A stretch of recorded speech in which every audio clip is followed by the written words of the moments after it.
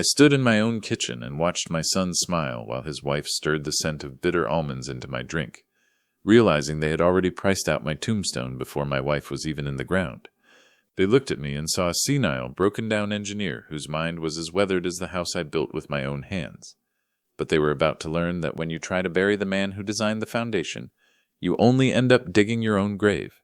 If you're listening to this, subscribe to the channel, and let me know where you are watching from.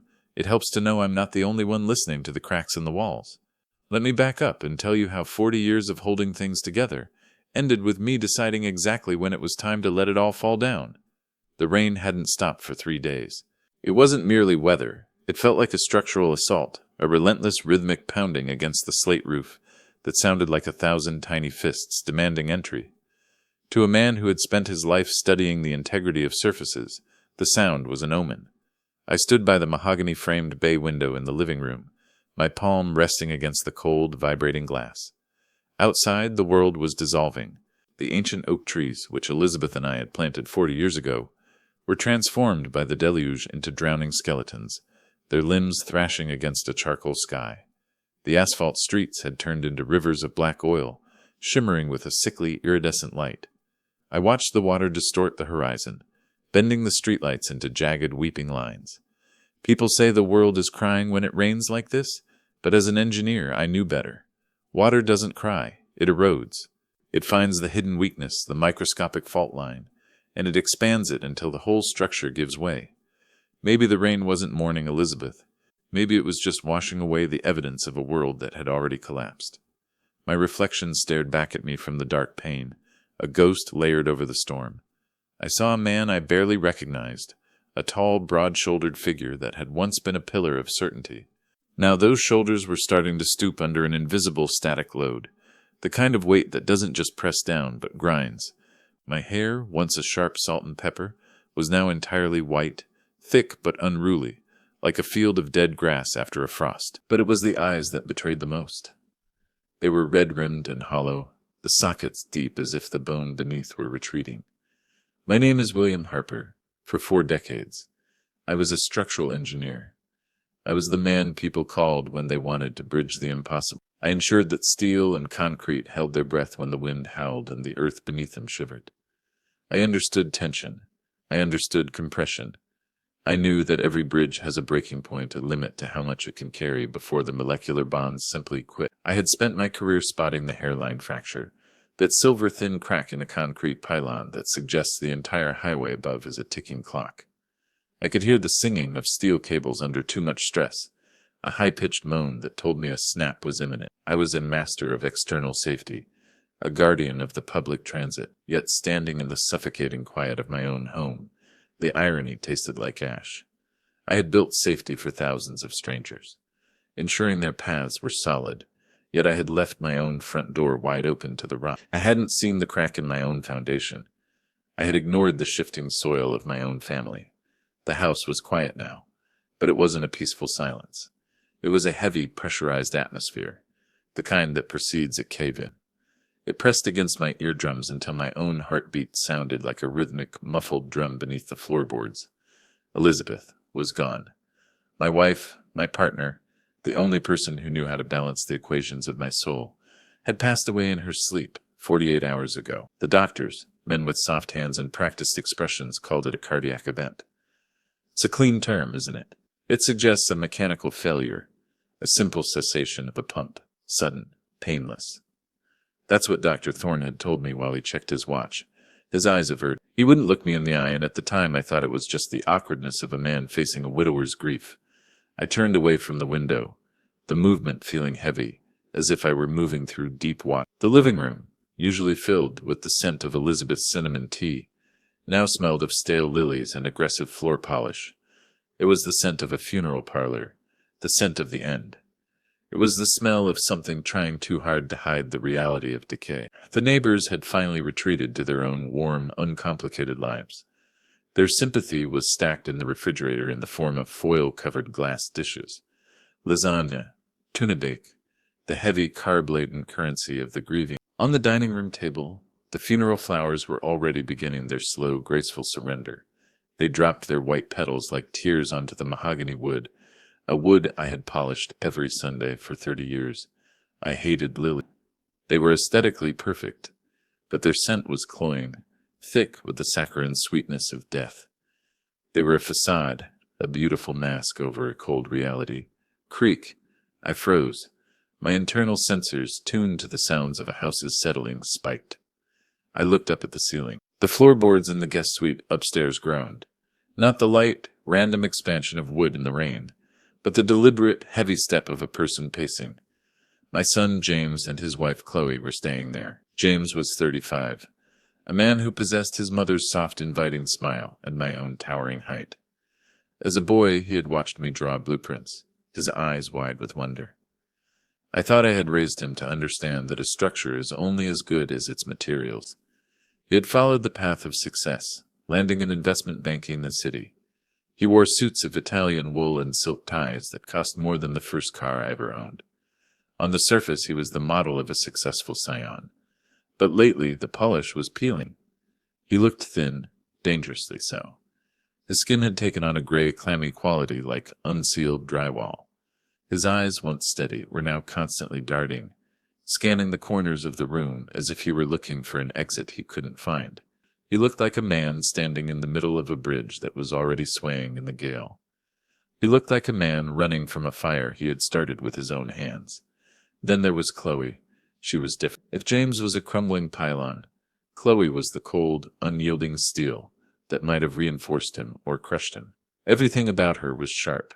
Her nose, her voice, the click of her heels on the hardwood, her ambition. In Elizabeth's final weeks, Chloe had been a whirlwind of efficiency. She brought the tea. She managed the complex schedule of pills. She fluffed the pillows with a surgical precision. She was by all appearances the perfect daughter-in-law, but 40 years in engineering had taught me one thing. Perfection is often just a thick coat of paint over a rotting beam. It hides the rust until it's too late. I sank into my leather armchair in the corner. It was worn, the leather sighing as it took my weight. The only thing in the house that still felt familiar. I closed my eyes, wishing for the impossible. I wanted to wake up and find that this was just a bad dream, a simulation of loss. I wanted to hear Elizabeth humming in the kitchen, the clink of a spoon against a ceramic mug, the mundane sounds of a life that wasn't broken. Rooting, the sound sliced through the heavy air like a serrated blade. I jumped, my heart hammering a frantic rhythm against my ribs. It was the landline on the side table. We kept the old rotary-style phone because Elizabeth loved the tactile weight of the receiver. She used to say that cell phones felt like toys, that a real conversation should have weight you can hold in your hand. I looked at the grandfather clock in the hall. The pendulum swung with a relentless mechanical indifference. Tick, tock. It was 11:40. A call at midnight in a house of mourning is never a harbinger of peace. The phone rang again, louder, more insistent. My stomach tightened into a hard, cold knot. In my world, when an alarm goes off at midnight, it means a support has failed. It means something is about to collapse. I picked up the receiver. It felt heavier than usual, like lead. Hello? Mr. Harper? The voice was a whisper, but it wasn't a gentle one. It was rough, trembling, and saturated with a fear that was almost contagious. I recognized it instantly. It was Mr. Henderson, the local funeral director. I had shaken his hand only hours ago at the viewing. Henderson was a man of iron nerves, a professional who spent his days in the company of the dead. Nothing rattles him. He was the rock upon which the grieving leaned. But now his voice was fractured. He sounded like a man who had seen a ghost, or something worse. Yes, Mr. Henderson, is everything all right? Is it about the service tomorrow? Sir, please, just listen to me. He took a breath and I could hear the shudder in it, a rattling sound like air through a broken pipe. I need you to come down here, to the funeral home, right now. Now? I frowned, my hand going to my temples where a dull throb was beginning to take hold. Mr. Henderson, it's midnight. The storm is a deluge, and I'm exhausted. I'm an old man who has lost his wife. Can't this wait until the morning? I asked, my voice cracking. No, sir, it cannot wait. His voice dropped even lower, becoming an urgent, desperate hiss. We were preparing Elizabeth for the viewing. The blue dress you sent over. We were moving her. He paused, and the silence on the other end was more terrifying than the words. We found something. In the pocket. A note? I asked, my mind racing through possibilities. Jewelry? She was forgetful at the end. Mr. Henderson. Sir, I cannot say this over the phone. You need to see it. You need to come now. Another pause, then the words that turned my blood to slush. And Mr. Harper, whatever you do, don't tell your kids. Don't tell anyone. You're in danger. My hand tightened on the receiver, till my knuckles turned white, the plastic creaking under the pressure. Danger? What are you talking about? Henderson, you're talking about my son. Just come, he begged, his voice breaking. Use the back door, the service entrance. Come alone, please. The line went dead. The dial tone that followed was a flat, mocking drone. Danger. Don't tell your kids. I hung up, the receiver clattering into the cradle. My heart was a frantic animal in a cage. I was a man of logic, of cause and effect. Bridges do not fall without a catalyst. People like Henderson do not lose their minds at midnight without a reason. If a professional in the business of death was terrified, the fracture in my life was no longer a hairline. It was a cavern. I stood up, my knees popping. I walked to the hallway, every shadow suddenly feeling like a weight. I looked up the stairs. The door to the guest room was closed, but a sliver of jaundiced light bled out from underneath. I could hear them, low voices, a hushed, frantic argument. I moved closer to the bottom of the stairs, stepping onto the rug to dampen the sound of my shoes. I had always believed eavesdropping was the mark of a weak character, but the fear in Henderson's voice had stripped away my decorum. We need the money by Friday, James. Chloe's voice drifted down, no longer sugary but hissing like a snake. If we don't pay Vance, they'll come for us. They'll take the condo. They'll take everything. I can't just make him sign it, James whispered back. His voice was pitched high, vibrating with a panic that made my skin crawl. He's grieving, Chloe. It's too soon. If we push now, it looks suspicious. People will ask questions. He's old, Chloe snapped, the sound of her voice like a hammer hitting a nail. He's confused. Half the time he doesn't even know what day it is. He won't even know what he's signing. Just get the deed, James. Get the house. I froze in the shadows of the hallway. The deed. My mind, trained to process complex data, began to calculate the load of this betrayal. They weren't upstairs mourning Elizabeth. They were circling the carcass of my life. They were talking about my home, the house I had built with my own hands, the foundation of my family. They were talking about it as if I were already dead. I reached for my coat on the rack, my movements mechanical. I reached for the car keys and the ceramic bowl Elizabeth had made in a pottery class, then stopped. The jingle would be a siren. I reached into the pocket of my rain jacket instead, finding the spare set I kept there. I opened the front door, the hinges whispering a warning. I slipped out into the cold, wet night. The wind hit me like a physical blow, a wet towel slapped across my face. I didn't feel the cold. I only felt the searing heat of betrayal burning in my gut. But as I walked to the car, shielded by the darkness and the roar of the rain, the most painful realization hit me. I wasn't surprised. Deep down, I had heard the creaking for a long time. I had just been too afraid to look at the crack. The drive to the funeral home was a blurred, underwater odyssey. The windshield wipers slapped back and forth with a violent, rhythmic precision. Slap, slap, slap. They were like a metronome counting down the seconds of a life I no longer recognized.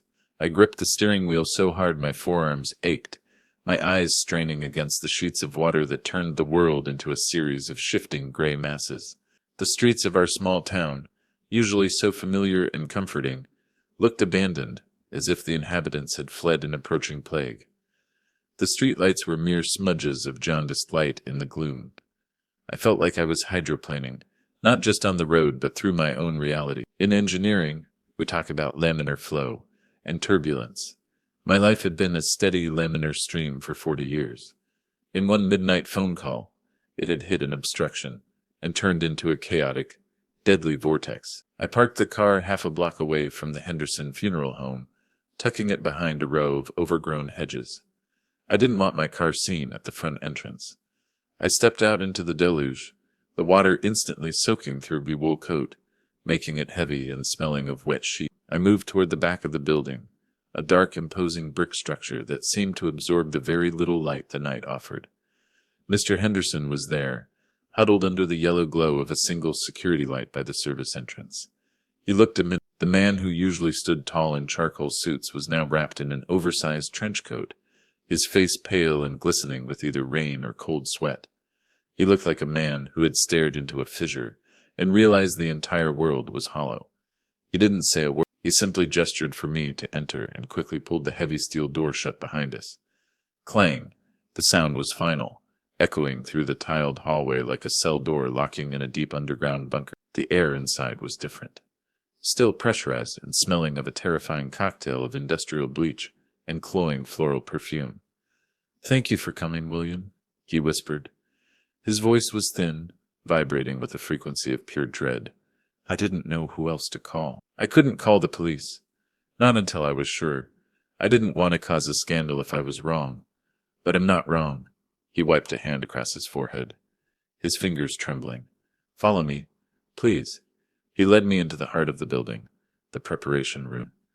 It was a place of clinical, terrifying efficiency. The walls were white tile, the floors sloped toward central drains, and the air was kept at a temperature that made my breath bloom in small, ghostly clouds. In the center of the room, under the harsh, humming glow of fluorescent lights, Elizabeth lay on a stainless steel table. She was covered by a pristine white sheet, but the shape of her was so small, so still. In life, Elizabeth had been a woman of constant motion, gardening, humming, moving through the house like a warm breeze. Seeing her reduced to a static load on a metal table was a structural failure of my heart. I stopped a few feet away, my legs suddenly feeling like they were made of unreinforced sand. I wanted to go to her. I wanted to pull back the sheet and tell her I was here. I wanted to apologize for being so focused on the bridges of the world that I had failed to notice the one person who carried the weight of my life. "Mr. Harper," Henderson said softly, his hand touching my elbow. "Over here. Look at this." He pointed to a small metal tray on a rolling counter. On the tray sat a small transparent plastic evidence bag. Inside was a digital voice recorder, a tiny black plastic rectangle, no larger than a pack of gum. It was sewn into the lining of the pocket of her blue dress. Henderson explained, his voice barely audible over the hum of the refrigerators. "The one you brought for the viewing. She used red thread, William. It was messy, hurried. The stitches were jagged. She didn't want it found by anyone just looking at the garment. She wanted it found by someone preparing her." I looked at the recorder.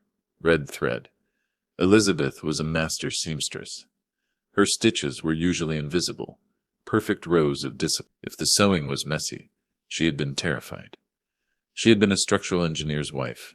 She knew when the collapse was inevitable, and she had left a black box in the wreckage. "Did you listen to it?" I asked. My hands were shaking so violently I had to shove them into my coat pockets. "Only the first minute," Henderson said, looking away. "Enough to know that this isn't a funeral director's matter anymore. It's a matter for the law, or for a husband." I picked up the recorder. It felt icy through the plastic bag. I found the play button and pressed it. There was a long moment of harsh static, the sound of fabric rubbing against the microphone. Then Elizabeth's voice filled the cold, sterile room. "William, my love." The sound of her voice hit me like a physical blow. It was weak, breathless, punctuated by a wet, rattling cough. It was the voice of a woman whose system was failing. "If you are hearing this, then I am gone, and I didn't get the chance to say goodbye. Not the way you deserve." I closed my eyes, the fluorescent lights burning through my eyelid. Her voice was a ghost, a vibration of air that shouldn't exist anymore. "I need you to be strong, William, stronger than you've ever been," she whispered. "I've seen things. I've heard things in the night while you were sleeping. I've seen things. I've heard things in the night while you were sleeping." I bit my lip until the metallic taste of blood filled my mouth. "James is in trouble. Terrible. Dark trouble. He has been stealing from the joint accounts. William, the recording continued, her voice gaining a desperate, frantic edge. I found the bank statements he tried to burn in the fireplace. Thousands, then tens of thousands. He's been forging your signature. He's been draining the foundation of everything we built. I gripped the edge of the stainless steel table, the cold metal biting into my palms. James, my son, the boy I taught to play cat, he wasn't just a failing pylon. He was a scavenger picking at the bones of his parents. I confronted him. Elizabeth's voice was shaking now. 2 nights ago, he cried, "Oh, William," he cried like a child. He said he owed money to dangerous men, gambling debts. Millions. He said they would kill him if he didn't pay. He asked me no. He begged me to sign over the deed to the house so he could use it as collateral. I told him no. I told him we wouldn't enable his destruction anymore. I told him we would go to the police together. There was a sharp, sudden noise on the recording. The sound of a door being thrown open. The sound of a door being thrown open. A heavy thud. Then the voices changed. The intimacy of Elizabeth's message was shattered by the entry of the predators. "Here, Mom," Chloe's voice came through. It was that same sugary, manufactured sweetness I had heard all week, but now it sounded like poison wrapped in silk. "Drink your tea. It's a special blend. It will help your heart. You're so worked up." "I don't want it, Chloe," Elizabeth said, her voice sounding small. "Trapped. It smells strange, bitter, like almonds." "Drink it, Mother," James's voice joined in. It wasn't the voice of my son. It was a hollow, brittle sound, the sound of a man who had already died inside. "Stop being difficult. You're making this harder than it needs to be. Just drink the tea and rest. Everything will be fine once you rest. Please, James, don't do this," Elizabeth begged. There was a sound of a struggle, the clinking of china, a sharp gasp, and then a terrifying prolonged period of coughing. "There," Chloe whispered, her voice chillingly calm. "Now just lie back. Close your eyes. The event will be over soon." The recording ended with a sharp digital click. I stood in the silence of the preparation room, the hum of the lights now sounding like a scream in my ears. The world hadn't just shifted. It had inverted. My wife hadn't died of a cardiac event. She had been executed in her own bedroom by the people we had brought into the world, and the woman he had chosen. They had used her own weakness, her heart, as the weapon. "Mr. Harper?" Henderson's voice was a distant echo. "Should I call the police?" "My brother-in-law is a sergeant. We can have them there in 10 minutes. I looked down at the black recorder in my hand. My mind, the part of me that calculated loads and stresses, began to work with a cold, terrifying clarity. If I called the police now, James and Chloe would have hours to prepare. They would call their high-priced city lawyers. They would claim Elizabeth was senile, that the recording was a fabrication or a misunderstanding. They would hide the money, destroy the remaining evidence, and slip through the cracks of a system they knew how to manipulate. I didn't want a trial. I didn't want a settlement. I wanted a confession. I needed to see the moment the structure of their lives hit the ground. I needed to catch them in the act of trying to finish what they started. "No," I said. My voice was no longer that of a grieving widower. It was steady, hard, and resonant. The voice I used when I stood on a failing bridge and told the workers to move. "Not yet. Sir, you heard her," Henderson said, his eyes wide. "She said you're in danger. If they did this to her for the house, what do you think they'll do to you when you don't sign those papers?" "I know exactly what they'll do," I said. "They want the house. They want the life insurance.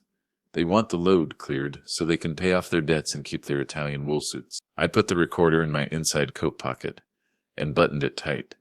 "If they think I know, they'll run," I continued, "or they'll finish the job tonight. But they think I'm a broken, senile old man.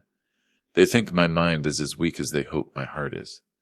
That is my advantage. In engineering, the most dangerous part of a collapse is the part that looks solid but has no support. That's what I'm going to be. I'm going back," I said, moving toward the door. "Going back?" Henderson looked truly horrified now. "To that house? With them? William, that's suicide." "No," I said, looking back at Elizabeth's still form under the sheet. "It's justice. They think they've cleared the site. They don't realize I'm still standing.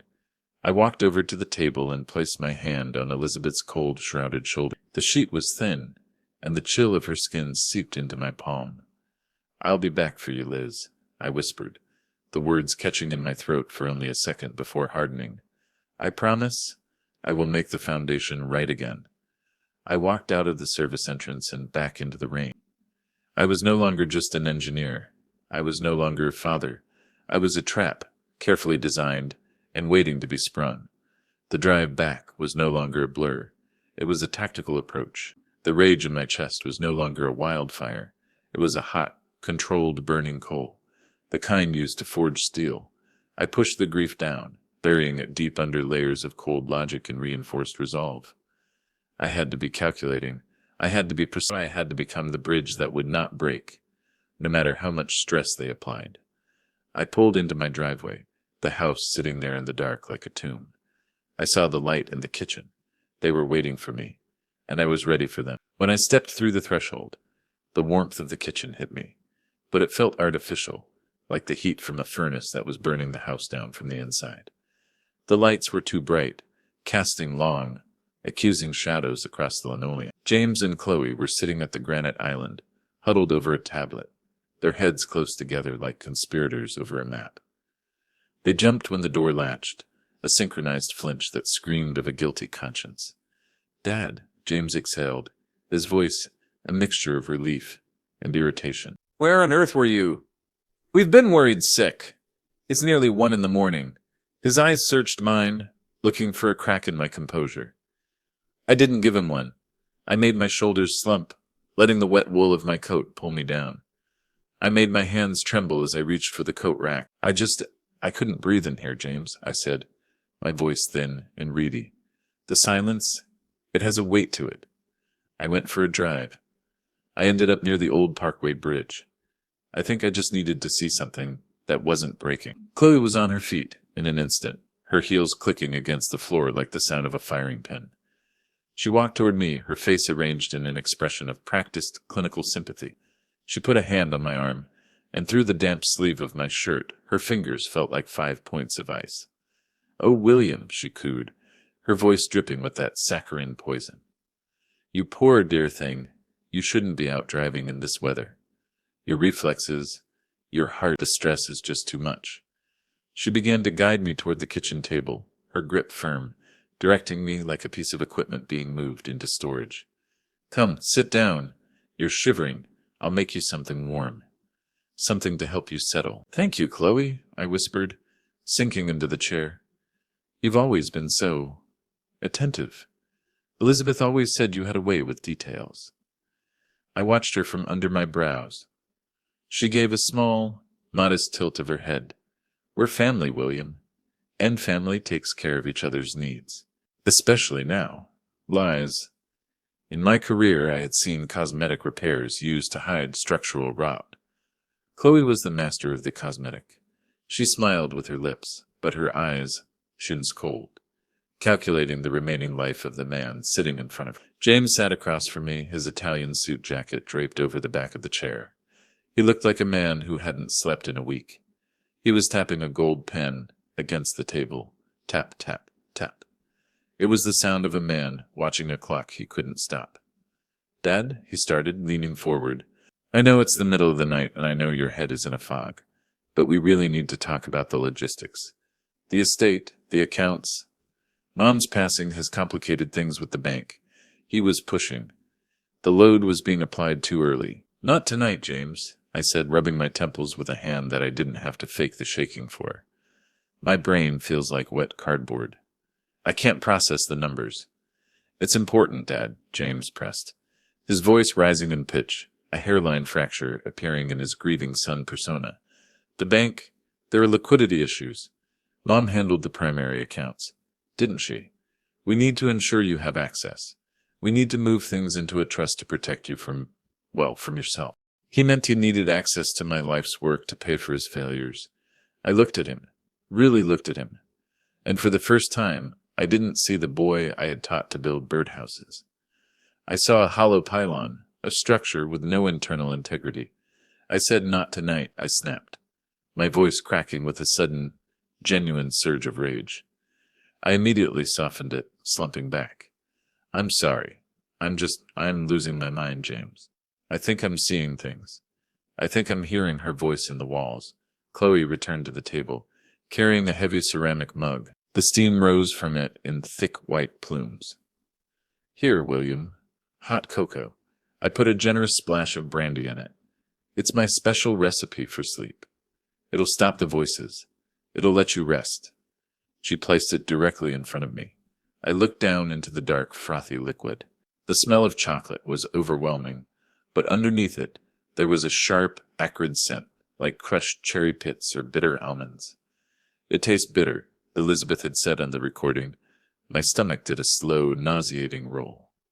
This was the moment. This was the tea. They weren't even waiting for the funeral. They were in a hurry. The debt collectors must be closer than I thought. Go on, Dad, James said, his eyes locked on my hand. Drink up. It'll do you good. I lifted the mug. The weight of it felt like a grenade. I brought it toward my lips, feeling the heat on my skin. Chloe was holding her breath, her eyes wide, her pupils dilated. James was tapping his pen faster now. I stopped with the rim just a millimeter from my teeth. Oh, I said, my voice flat. I forgot. The back door. James blinked, the sudden change in momentum rattling him. What? The back door? I locked it, Dad. No, I said, standing up with the mug still in my hand. The utility room door. You have to jiggle the deadbolt just right, or the wind catches the frame. I heard it whistling when I came in. If it blows open, the pipes in the laundry room will freeze. I'll do it, James said, half rising from his chair. No, I insisted, waving him down with my free hand. You don't know the trick to it. It's a structural quirk. I built that frame. I'm the only one who knows how to seat the bolt. I walked toward the utility room, my steps slow and deliberate. I could feel their eyes burning into my back. I entered the small, dark room and closed the door behind me. The second the latch clicked, I moved. I didn't go to the door. I went to the deep slop sink we used for cleaning muddy boots. I tilted the mug and watched the brown, poisoned liquid swirl down the drain. I turned on the tap just a crack, letting the water whisk away the evidence of the Dexin, or whatever chemical cocktail Chloe had perfected. I rinsed the mug thoroughly, then splashed a few drops of cold water on my face. I took a breath, clutching the edge of the sink. My heart was thudding against my ribs like a hammer against a hollow pipe. I was an engineer. I dealt in facts. The fact was, my son was trying to kill me. I wiped my face, straightened my shoulders, and put the mask back on. I walked back into the kitchen, holding the empty mug. Delicious, I said, setting the mug in the sink with a satisfying clink. The brandy has a real bite to it, Chloe. I feel heavier already. James and Chloe exchanged a look. It wasn't a look of grief. It was a look of predatory triumph. It was the look of two people who had just seen a problem solved. Good night, Dad, James said, his voice suddenly much kinder. Sleep deep. We'll handle everything in the morning. I climbed the stairs, making sure to let my feet drag heavily on each step. I went into my bedroom, the room I had shared with Elizabeth for half a life, and locked the door. I didn't stop there. I took the heavy mahogany valet chair and wedged it under the door handle. It was a simple lever and pulley system of defense. If they tried to come in to check on me once the poison was supposed to have stopped my heart, they'd find a barrier. I didn't turn on the lights. I sat in the dark, in the armchair by the window, and I waited. I didn't sleep. You don't sleep when the bridge you're standing on is collapsing. I listened to the house. I heard the low murmur of their voices downstairs, the sound of them opening a bottle of wine, celebrating. Around 2:15 a.m., I heard the sound of a heavy car door closing outside. I moved the curtain back a mere fraction of an inch. A black sedan, an expensive German model with tinted windows, was idling at the curb. A man stepped out into the rain. He didn't use an umbrella. He was a mountain of a man, wearing a leather jacket that shimmered like wet scales in the streetlights. James stepped out onto the front porch to meet him. From my vantage point, I could see my son's posture change. He looked small. He looked like a brittle piece of wood, about to snap. The man, Marcus Vance, the shark, didn't shake James's hand. He shoved him. He shoved my son back against the siding of the house and jabbed a thick finger into his chest. This was the external load. James didn't just owe money to a bank. He owed it to the kind of men who didn't care about deeds or signatures. They cared about blood. This was why Elizabeth had been murdered. This was why I was being poisoned. I watched as Vance pointed at the house, then at his watch, and then made a slicing motion across his throat. He got back in his car and sped away, leaving James standing in the rain, his head bowed, his shoulders shaking.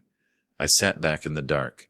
Equation was complete. My son was a coward, and my daughter-in-law was a sociopath. They were being squeezed by a monster, and they had decided to sacrifice their foundation to save their own skin. I took out my cell phone. I noticed the signal bar was flickering. Likely the storm, or perhaps a cheap jammer James had bought. But I had one bar. It was enough. I texted Frank Miller. Frank was the chief of police now, but 40 years ago we had been in the same reserve unit. He was the only man I knew who understood that sometimes you have to tear a structure down to save the site. William Frank, code red, my house. Tomorrow morning, 10:00 a.m. Come quiet. Bring backup. Don't call this phone. Just come. I watched the screen. 3 dots appeared, danced for an agonizing 10 seconds, then disappeared. Frank on it. Bill, I've been hearing whispers about James's city debts. Are you safe tonight? William, the door is wedged. I'm still standing. Frank, see you at 10. I put the phone down and stared at the door. The rain continued to beat against the roof, but for the first time in 3 days, I didn't feel like the world was washing away. I felt like the ground was finally becoming solid. Morning came not with a sunrise, but with a gradual fading of the black into a bruised, leaden gray. I hadn't slept for a single second. I had sat in that armchair, a sentry in my own bedroom, watching the door as if it were a bulkhead holding back an ocean. My joints felt like they were filled with glass shards, but my mind was a high-tensile wire, vibrating with a singular frequency. I stood up and moved to the closet. I dressed with a ritualistic precision that had served me on 1,000 construction sites. A crisp white shirt, a charcoal suit, the one I had intended to wear to Elizabeth's funeral. I tied my silk tie with hands that were eerily steady. In the mirror I saw the load-bearing version of William Harper. The skin was translucent, the eyes were haunted, but the structure was still plumb. I wasn't just an old man anymore. I was a piece of reinforced masonry. I removed the chair from under the door handle and walked downstairs. The house smelled of burnt toast and desperation. James and Chloe were already at the dining room table. A sprawl of legal documents and bank statements spread between them like the blueprints for a heist. They looked up as I entered, their expressions flickering between surprise and a predatory hunger. "Good morning, Dad," James said. He looked terrible. His eyes were bloodshot, and his skin had a yellow, jaundiced tint in the morning light. He looked like a structure that had been subjected to too much sheer stress and was about to buckle. "How did you sleep? You were out like a light when we checked on you." "Like a log?" I lied, my voice sounding hollow even to my own ears. "That cocoa, it was quite powerful, Chloe." "I don't remember," my head hitting the pillow.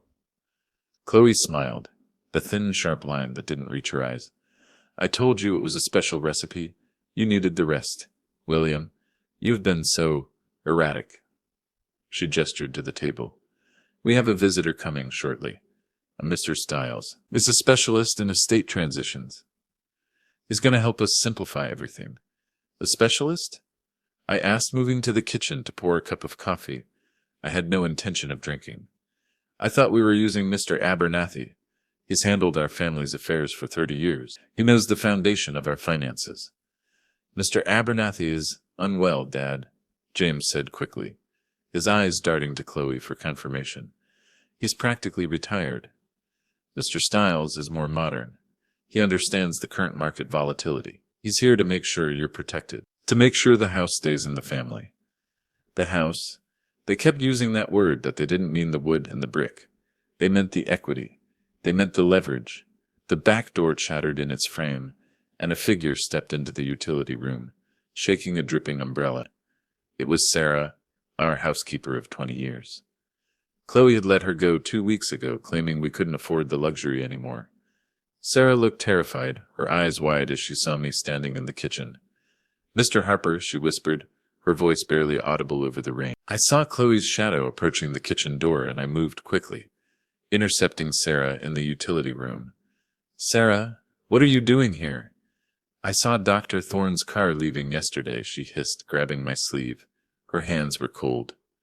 I knew something was wrong. "Mrs. Harper." She wasn't herself those last few days. And I saw things. William. I saw her. She reached into her heavy coat and pulled out a small blue plastic bottle. I hid this in the trash bin behind the garage. I didn't think much of it until I saw Chloe crushing white pills into the sugar roll with a silver spoon. "Mrs. Harper didn't take heart pills, William. She hated them. She said they made her dizzy. I took the bottle. It was digoxin, a powerful cardiac glycoside. In the right dose, it saves lives. In an overdose, it creates a cardiac event that looks perfectly natural to a doctor who is already being paid to look the other way. She was putting them in the tea." "William," Sarah whispered, a tear tracing a path through the dust on her cheek. I was too scared to say anything. "Chloe just told me if I stayed, she'd tell the police I was stealing from the silver chest. I had to leave. But I kept this, for proof." "Thank you, Sarah," I said, my heart feeling like it was being squeezed by a tectonic shift. "You are a brave woman. Go now. Don't let them see you. Go to the diner in town and wait for my call." "Please," she nodded frantically and slipped back out into the gray deluge. I shoved the bottle into my pocket, the plastic clicking against the voice recorder. The evidence was no longer just a vibration of air, it was a physical weight. I walked back into the kitchen as Chloe rounded the corner. "Who was at the door, William?" she asked, her voice sharp as a razor. "Just a stray cat," I said, leaning against the counter. "The same one Elizabeth used to feed.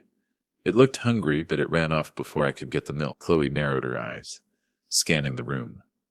"We don't need strays around here. They carry disease. They're a nuisance." "I need to go to the bank," I announced, pushing past her. "I need to check the safety deposit box." Elizabeth kept the original trust documents there. I reached for the brass hook where I always kept my keys. The hook was empty. I felt a surge of cold dread. "Where are my keys, James?" James was standing in the doorway, his arms crossed. He didn't look like my son. He looked like a jailer. "Oh, I moved your car, Dad. It was blocking the driveway for the lawyer. I must have left the keys in my pocket, and then I think I left that jacket upstairs. Or maybe in the laundry. Give them to me," I said, my voice low and dangerous. "Dad, you shouldn't be driving," Chloe said, stepping up beside James. The two of them formed a human-bearing wall, blocking my path to the hall. "Remember last night? You disappeared for hours. You were confused. You could have hit someone. For your own safety, we're handling the transportation for now." They were isolating the structure. In a controlled demolition, you first cut the support lines to the outside world. I walked to the hallway to use the landline. I needed to hear a dial tone, a connection to the world that wasn't poisoned. I picked up the receiver. Nothing. Just a flat, hollow silence. I followed the cord down to the baseboard. It had been cleanly severed, the copper wires glinting like bared teeth. "The phone is down," I said, turning to face them. "The storm," Chloe said instantly. "Too fast. The lines must have come down in the wind. Don't worry, the lawyer will be here any minute. He has a satellite connection if it's an emergency." I checked my cell phone. The screen read no service. They must have moved the jammer closer, or the storm had finally won. I was trapped in a house I had designed to be a sanctuary, and it had been transformed into a tomb. At exactly 10:11 a.m., the doorbell chimed. But it wasn't Frank Miller. It was a man I didn't recognize. Mr. Stiles was a short, fleshy man with a complexion like uncooked dough. He wore a cheap, shiny suit that strained at the buttons and carried a briefcase that looked as if it were made of plastic. He didn't look like a lawyer. He looked like a vulture that had learned to use a fountain pen. He sat at the dining room table, spreading out documents with a practiced, oily ease. "Mr. Harper," he said, his voice a wet rasp. "My deepest condolences on your loss. A tragedy, but life. Life must go on, mustn't it?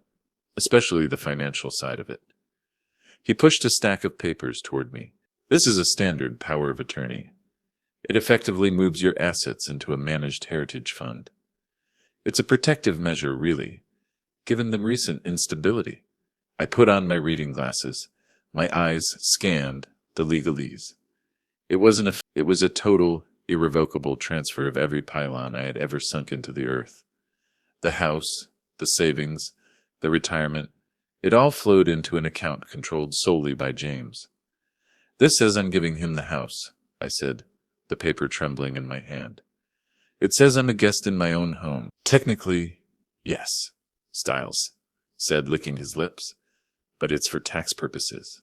William, you wouldn't want the state taking half of it in probate, would you? This ensures James can take care of you. It's a bridge to your future. Why today? I asked, looking at James. Your mother isn't even in the ground. The soil is still wet, James. Why can't this wait until Monday? The market, James said, his voice cracking. It's volatile, Dad. If we don't secure the assets now, the interest rates, the leverage, we could lose everything. Marcus, I mean the bank, would need the collateral by the end of the business day. I'm not signing, I said. I laid the pen down on the mahogany table.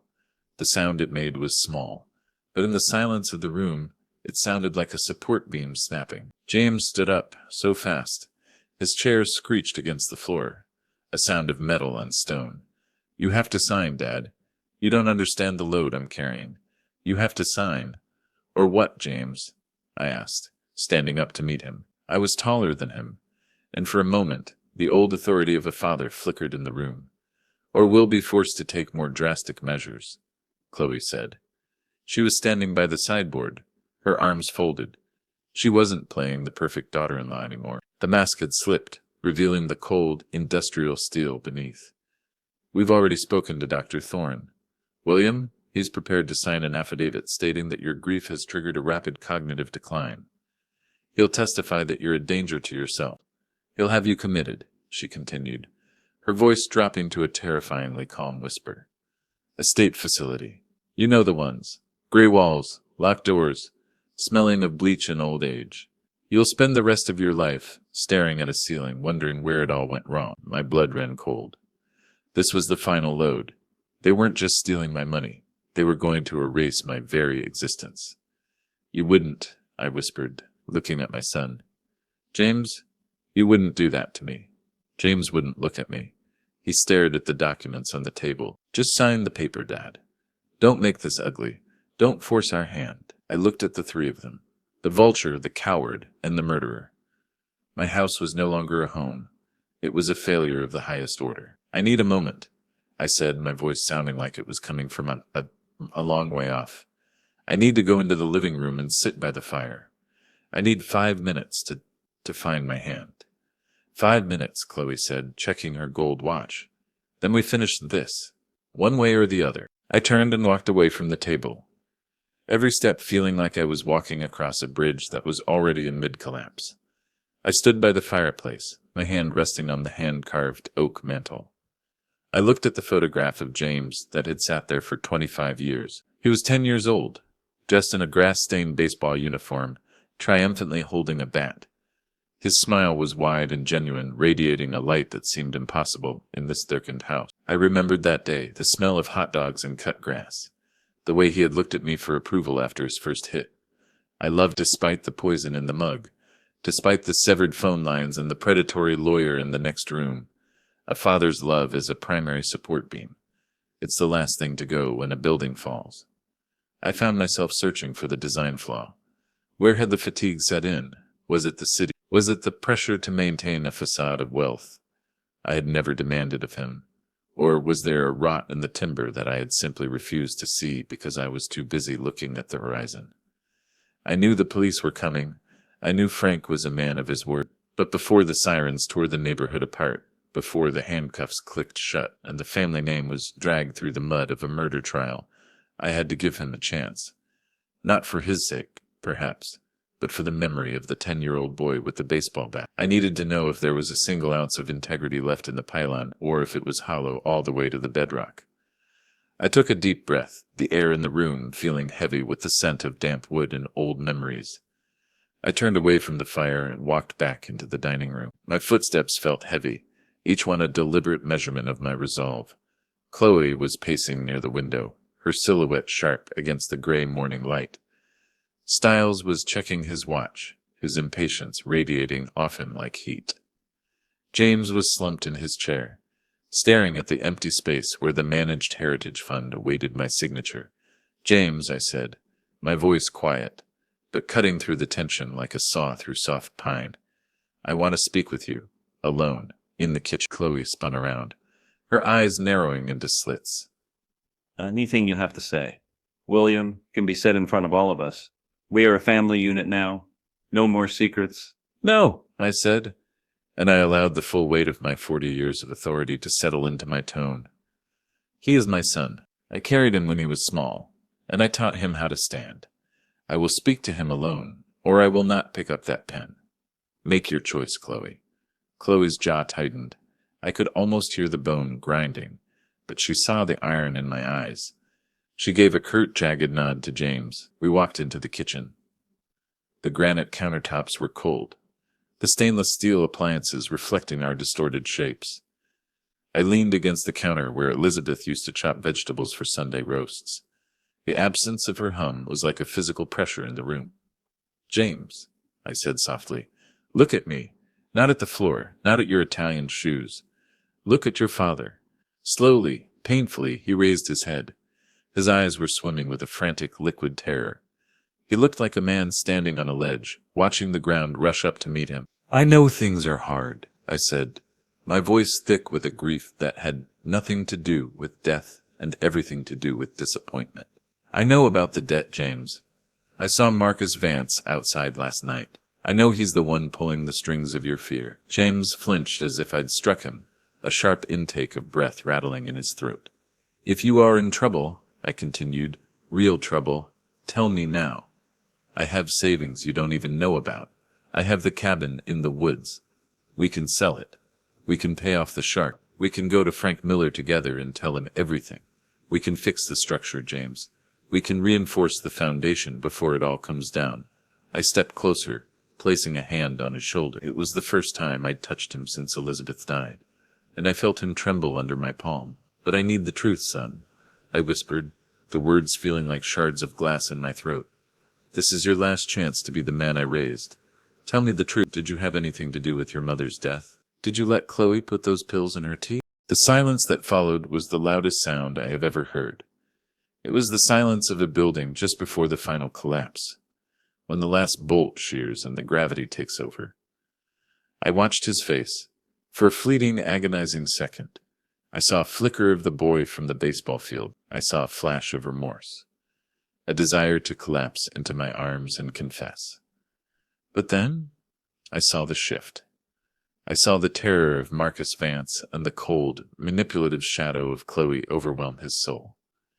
The light in his eyes didn't just dim, it went out. His posture stiffened, the trembling stopped, and his face settled into a mask of brittle, porcelain coldness. "I don't know what you're talking about, Dad," he said, his hisses as flat and dead as the gray sky outside. "I don't need your savings or your help. I need your signature on those documents so we can move forward with our lives." He pulled away from my hand, the movement sharp and dismissive. "Mom died because she was old and her heart gave out. Stop making up stories to hide the fact that you're losing your mind. You're senile, William. You're a broken machine. And we're just trying to salvage the parts." My heart didn't just break, it shattered into a million microscopic fragments, a total structural failure that no engineer could ever repair. That silence, the refusal to choose the truth, cut deeper than any poison Chloe could have brewed. "I see," I said. My voice was no longer hollow. It was as cold and hard as a diamond-tipped drill. "Okay, James, you've made your choice. You've assessed the load, and you've decided to let the bridge fall." I turned away from him so he wouldn't see the single tear that escaped my eye, the last tear I would ever shed for the son I thought I had. "Let's go back into the dining room. I'm ready to decide." I sat down in the heavy mahogany chair at the head of the table. I looked at the documents. the managed heritage fund papers that represented the total liquidation of my life. Chloe was standing behind James, her hands resting on his shoulders like a puppeteer holding the strings of a broken marionette. She smiled, and the sight of it made my skin crawl. It was the predatory grin of a scavenger that had finally cornered its prey. "I'll sign," I said. My voice barely a whisper. "Excellent," Stiles rasped, sliding a heavy gold fountain pen toward me. "A wise decision, Mr. Harper. For the sake of the family." I picked up the pen. It felt unnervingly light. I hovered the nib over the signature line, watching my hand. I made it shake, just enough to satisfy their narrative of my decline. "But first," I said, pausing with the nib a fraction of an inch from the paper, "I need a glass of water. My throat, it feels like it's filled with ash. I can't seem to swallow." "I'll get him," said, almost tripping over his own feet in his haste to be helpful. He was so close to the finish line, so desperate to have the debt off his back, that he had abandoned all caution. He ran toward the kitchen, the sound of his frantic footsteps echoing through the house. Chloe stayed where she was, her eyes locked on me like a hawk watching a mouse. She didn't trust me. Even now, she was looking for the flaw in my surrender. James returned with a crystal tumbler of water, the ice clinking against the glass. A frantic, nervous sound. "Here, Dad. Drink up." I took a slow, deliberate sip. I looked at Stiles, then at Chloe. "Mr. Stiles," I said, setting the glass down, "does this document cover everything? The offshore accounts, the life insurance, the physical assets stored on the property?" "Everything," Stiles said, tapping the thick stack of paper with a fleshy finger. "Once you sign this, the entire estate, liquidity, property, and holdings is transferred to the fund. It simplifies the transition. It leaves no loose ends." "And what about the base?" I asked, my voice dropping an octave. The room went unnervingly quiet. I could hear the rain tapping against the window, a rhythmic, patient sound. "The basement?" James asked, a flicker of confusion crossing his face. "What about it? It's just storage, Dad. Old blueprints in your workshop." "The safe, James," I said, allowing a small, secretive smile to touch my lips. "The look of an old man sharing a hoard. The one your mother and I installed behind the old boiler in '84. During the gold rush, we didn't trust the banks back then. We wanted something solid." James's eyes bugged out. I could almost see the gears in his head turning, recalculating the value of the carcass he was picking over. "Gold? You never told me about gold bars, Dad." "I forgot," I said, tapping my temple with the pen. "The fang, you know? It comes and goes. But I remembered this morning. There's about $500,000 in bullion down there. It's not in the bank statements. It's not on the deeds. It's just waiting." Chloe's composure shattered. The perfect daughter-in-law disappeared, replaced by a raw, naked greed that was terrifying to behold. She moved toward the basement door in the hallway. $500,000? Why wasn't this mentioned earlier?" "I wanted to be sure you were the right people to handle it," I said, standing up. I looked at James. "I want to show you, son. Before I sign, I want to see your face when you see what we built for you." Greed is a fascinating force. In engineering, it's like a massive, sudden load applied to a structure that wasn't designed for it and makes everything else, caution, logic, suspicion, simply buckle. James and Chloe didn't hesitate. They didn't even look at Stiles. They hurried toward the basement door like children running toward a Christmas tree. "Show us," James demanded, his voice trembling with excitement. "Where is it exactly?" "Follow me," I said. I led them to the heavy oak door that led to the understructure of the house. I opened it, revealing the dark, yawning mouth of the stairs. The air that drifted up was cool and smelled of damp earth and concrete, the smell of the foundation. "It's behind the secondary pylon," I said, pointing into the gloom, the one I reinforced after the flood. "You'll need the flashlight on your phone."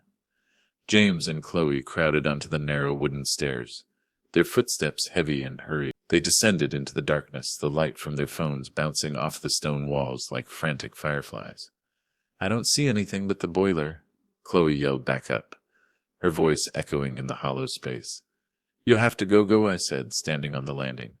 "Behind the brickwork. Look for the recessed lever." They moved further into the belly of the house, their voices becoming muffled by the heavy timber of the floor joists. This was the moment. The dead load had been moved into the containment area. I stepped back out of the doorway. I grabbed the edge of the heavy oak door, a door I had built myself, solid wood designed to act as a fire break. Wham! The door hit the frame with a sound like a gunshot. I threw the heavy steel deadbolt, the mechanism sliding home with a final metallic click. "Dad!" James's voice came from the other side, muffled but rising in panic. "Dad! The door caught. Open it up." "No," I said, leaning my forehead against the cool wood. "The door didn't catch, James. It closed, just like the door to your mother's heart." The pounding started almost immediately. Thud, thud, thud. James was throwing his shoulder against the oak, but he was a man of silk ties and Italian wool. He was no match for a door built by a man who understood the physics resistance. "William, open this door right now," Chloe shrieked, her voice muffled but still carrying that jagged, predatory edge. "You can't do this. They'll have you committed for this. You're proving everything we said." I didn't answer them. I walked back into the dining room. Mr. Stiles was standing by the table, his face the color of wet ash. He had heard the slam. He had heard the screams. He looked at me, and for the first time, he saw the man I really was. He didn't see a senile widower. He saw the engineer who had spent 40 years ensuring that things stayed exactly where he put them. "Mr. Stiles," I said, picking up the crystal ashtray from the sideboard, a heavy, jagged piece of lead glass. "I suggest you sit back down, and I suggest you keep your hands where I can see them. My cognitive decline has made me very unpredictable, and I'd hate for this ashtray to find its way into the structure of your skull." Stiles sank into the chair as if his bones had turned to jelly. He didn't say a word. I walked to the window and pulled back the curtain. The rain was finally beginning to slacken, the heavy clouds breaking to reveal a sliver of cold, indifferent blue. I took out my phone. The jammer must have been in James's pocket, because the signal bars on my screen suddenly spiked to full strength. I checked the time, 10:05 a.m. Right on no. A convoy of black and whites rounded the corner, their sirens silent but their lights flashing, a rhythmic red and blue pulse against the gray morning. They pulled into the driveway, tires crunching on the wet gravel. I watched as Frank Miller stepped out of the lead car, his heavy coat flapping in the wind. He looked up at the window and I gave him a single stiff nod. The front door was kicked open a moment later. Frank and 3 uniformed officers stormed into the hallway, their boots thundering on the hardwood. "William!" Frank yelled, his service weapon drawn but held at his side. "Where are they?" "The basement," I said, pointing toward the hallway where the muffled pounding was still echoing. "The containment is holding, and this gentleman here is Mr. Stiles. I believe he's lost his license to practice law." Among other things, officers ran to the basement door. They slid the bolt back and dragged James and Chloe up the stairs. They were a pathetic sight, covered in cobwebs and dust, their expensive clothes rumpled, their faces twisted in a mixture of rage and terror. "He's crazy," Chloe shrieked as the handcuffs clicked shut around her wrists. "He lured us down there. He's dangerous. Ask Dr. Thorne. He'll tell you." "We've already talked to Dr. Thorne, Chloe," Frank said, his voice cold and disgusted. "He's currently at the precinct, explaining why he signed a death certificate for a woman who had enough Dilglaxin in her system to stop a horse." James looked at me then. He didn't scream. He didn't curse. He just looked small. He looked like a child who had realized the bridge he was playing on had finally given way. "Dad," he whispered. I turned my back on him and looked out at the rain. The structure had fallen. The site was cleared. Now, finally, the rebuilding could begin. The dining room was a storm of blue light and dark uniforms. Detective Frank Miller stood near the table, his presence the only solid thing in a room that felt like it was tilting on its axis. Officers were methodically bagging the documents, the managed heritage fund papers that were meant to be my death warrant. Mr. Stiles was being led out in silence, his cheap suit crumpled, his head bowed. He wasn't a shark, he was a scavenger, and now he was caught in the teeth of the law. "We found the pills in Chloe's purse, William," Frank said, his voice a low rumble, "and a second bottle hidden in the guest room mattress. She wasn't just crushing them, she was measuring them. It was a precise, calculated dosage." I nodded, but I didn't speak. I felt a strange, chilling numbness spreading through my limbs, the kind of shock that comes after a massive physical trauma. I was an engineer. I knew that when a structure undergoes a catastrophic failure, there is a period of static equilibrium where everything seems still, even though the internal tension is high enough to shatter bone. They dragged James and Chloe past me. The mutual betrayal happened in real time, right there in the hallway. It was her idea, James shrieked, his face a distorted mask of sweat and tears. She told me Vance would kill us. She said Mom was going anyway. She did the tea. Frank, I just watched. You coward, Chloe spat, her voice a jagged glass edge. You begged me to do it. You cried about your debts every night. You're the one who forged the signatures. They were two beams that had been leaning on each other, and now that the pressure was on, they were crushing each other to splinters. I watched them go, and I didn't feel anger. I only felt a profound, hollow exhaustion. Frank walked over to me and placed a heavy hand on my shoulder. We picked up Dr. Thorne 10 minutes ago. He broke almost immediately. He admitted to falsifying the death certificate in exchange for James clearing his own gambling debts with Vance. It's over, Bill. The whole rotten scaffold is coming down. Thank you, Frank, I said, my voice sounding like it belonged to a stranger. You need to come down to the station to give a formal statement, he said gently. But not now. Tomorrow. Tonight. You just stay here. I'll leave a car out front. As they led James out the front door, he stopped. He looked back at me, framed by the red and blue strobes of the police cars. For a split second, the Italian wool and the city arrogance were gone. He looked small. He looked like the boy who had once fallen off his bike and looked to me to tell him if he was okay. Dad, he whispered, his lip trembling. I'm so sorry. I didn't mean for it to go this far. I looked at him, this stranger who carried my name and my features, and I realized that while the house was still standing, the family was a total loss. The funeral is tomorrow, James, I said softly. I'll be there alone. Don't call me again. The house was finally quiet. The police were gone. The neighbors were back behind their curtains, and the investigative load had moved elsewhere. I sat in the living room, staring at the empty chairs. The silence was different now. It wasn't the pressurized silence of a secret. It was the hollow silence of a vacancy. I thought about the 40 years Elizabeth and I had spent here, the birthdays, the anniversaries, the quiet mornings. We had built this house to last a century. We had used the best materials. We had checked the joists, but we had never accounted for the rot in the heart of our own son. 2 days later, the storm had finally broken. The sky was no longer a bruised gray. It was a brilliant, painful blue, the kind of clarity that only comes after a cleansing gale. I stood at the cemetery, the air crisp and smelling of wet pine. The grave was fresh, a dark rectangular scar in the green grass. Elizabeth Harper, beloved wife. I had asked the stonemason to leave Mother off the inscription. It felt like a structural inaccuracy I couldn't tolerate. I was the only one there, just me, the wind, and the long shadows of the cedar trees. I reached into my pocket and pulled out the digital recorder, the black box of my marriage. I hadn't listened to the end of the tape since that night in the funeral home. I pressed play one last time. I love you, William, her voice whispered, clearer now in the open air. Don't let this break you. You've spent your life making things hold together. Now you have to do it for yourself. You are the strongest man I know. You are the foundation. I stopped the tape and held it in my palm. It was just a piece of plastic and circuitry, but it held the last vibration of a soul I would never touch again. I looked at the headstone, the granite cold and unyielding. I miss you, Liz, I said, the words carried away by the breeze. I placed a single white rose on the fresh earth. It was a stark, beautiful contrast against the dark soil, a symbol of something pure remaining in the aftermath of a collapse. Frank was waiting for me by the car at the bottom of the hill. He didn't say anything. He just nodded as I approached. He knew that some things can't be fixed with words or laws. Some structures just have to be cleared so the ground can rest. I looked back at the house as we drove away. It was empty.